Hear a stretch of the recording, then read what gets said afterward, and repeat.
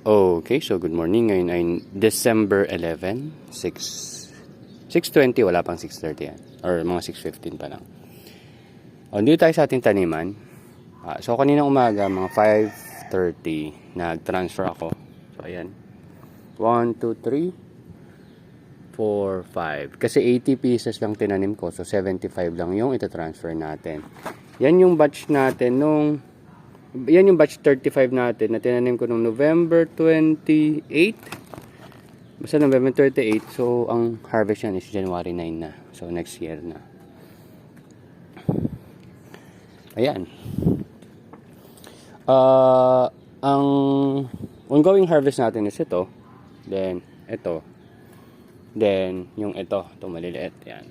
Ayun, ito hindi pantay. Hindi ko lang kung bakit. Yan. Magkakasama yan. Yan. Tapos after nyan, ito. Yan. Tapos, nasa yung dalawa. Yung sa dulo. Yung sa dulo, dalawa. Yan. Then, mapansin nyo, meron akong dala nito. Ito yung, ganito yung setup natin dun sa kabila, diba? So, since may sobra ako, 80 yon and 79 yung tumubo, meron tayong 4 na sobra. So, sakto lang yun. So, ang gagawin ko, yung mga nandun, kung hindi pa malalaki yung ugat nila, pwede ko pang i-transfer. Baka ilipat ko yung setup dito. Aayusin ko lang kung paano ko sila isi-secure dito para hindi sila kainin ng mga ibon. Ayan. So, hindi ko pa rin natatapos yung 1/3. Pero naputol ko na yung mga i-welding ko. So, yun na lang tinatapos ko. Pag sinipag-sipag mamaya, siguro tapos ko na yun. At pintura naman yung next yan, yung mga pintura na yan sa mga joints. Pero yun, ganun pa rin design nun. Ang pinagkaiba lang nun is hindi na tayo gagamit ng PVC kasi naka-welding na yung mga pagkakapitan ng ating clip katulad nito. Yan. Ganito rin yung is style, parang 3. Tapos dito iba pala design dito, ito 2 lang.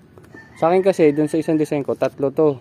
3 kakapitan. Tapos sa kabila, 2 lang yung sa mas mababang side. So, baliktad pala yung design ko, no? Ayun, kasi dun 3 eh. Ano yung gagawin ko? Pwede ko naman dagdagan kasi hindi pa naman tapos. Siguro itatlo ko na lang. 3 dito, tapos 3 dito sa kabilang side. So, ang style ko nun, yan, medyo mataas lang ng kaunti. Dito, mas mataas ng kaunti. Tapos dito. Yan, dito. Tapos, dito, sa taas.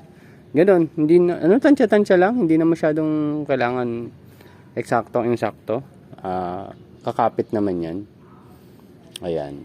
So, bumili na rin ako ng tawag dito. Ng UV plastic yon. Kaya hindi ko rin siya pinupush kasi hindi pa ako nakakabili ng UV plastic eh. Tinatamad pa ako. Ay, hindi naman tinatamad. Ay, kailangan natin budget. Yan. So, nakabili na tayo kahapon. Dumating na rin siya kahapon. UV plastic at saka net. Kasi kung pansin nyo, hindi ko ito magamit-gamit kasi wala akong net. So, ngayon, meron tayong net. Ito, linisin ko lang to. Ayun, overgrown na yun nandyan. The rest, okay naman. Goods na yan for harvest. So, sa palagay ko, kung kakailanganin nila ng continuous supply, kakayanin naman natin with few days. Pero unahin natin itong ubusin, then next ito. Ayan. So far, nung nakaraang mga araw, mabilis yung benta. Ngayon, medyo bumagal. So, tingnan natin kung ano mangyayari. Pero tulad ng sabi ko sa inyo, tuloy-tuloy yung tanim. Ayan. Susunod, pag naayos na talaga natin, ayan, maganda na yung setup, maliwalas na. Bala ko magtira na lang ng isang tanglad, which is ito.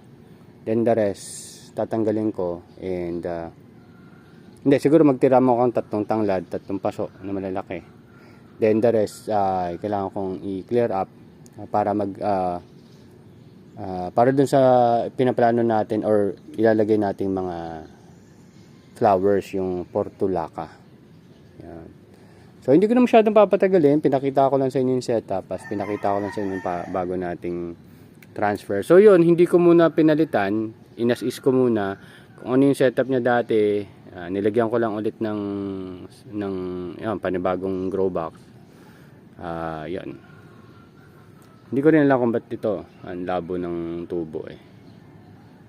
Baka pag ganun yung level ng tubig, hindi naman siguro. Kasi kung hindi siya inaabutan ng tubig, ano yan, mamatay. Ewan ko. Pero yun, maganda tubo doon. Oo nga pala, hindi ko nabanggit ko sa inyo, lahat ng nutrient solution na ginamit ko sa 5 box na to ay Master Blend. So ngayon, nasa ongoing experiment tayo ng Master Blend na walang pH down. Katulad nito, walang pH down. Ito kasi Master Blend na may pH down. Tapos dito naman, ito ay walang pH down at ito ay may pH down. So, ongoing experiment tayo niyan. So, dito sa batch na to, sa 5 box, meron ding isang box na walang pH down, which is ito. So, Master Blend siya na walang pH down. So, tingnan natin kung ano magiging resulta and hopefully, maging maayos.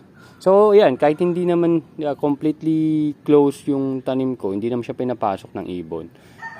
Primary issue kasi natin talaga ibon. Ang kikita ko lang possible problem dito pag dumating na naman yung mga insecto-like trips.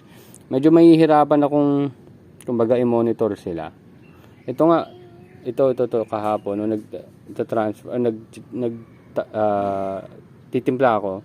Parang nakita ko may tama siyang trip. So tiningnan ko rin yung ibang halaman kung meron, wala naman. Kaya ayun. Yun lang, na-share ko lang. So, ayan. So, ito yung ibang tanim ng nanay ko. Inakyat ko lang dito kasi hindi masyado naaarawan sa baba. Ayan. Okay, so yun lang. And, marami pa tayong kasikasuhin. Ayan, didinisin ko pa yun. Nasira na. And, thank you very much. See you next update, guys. Bye-bye.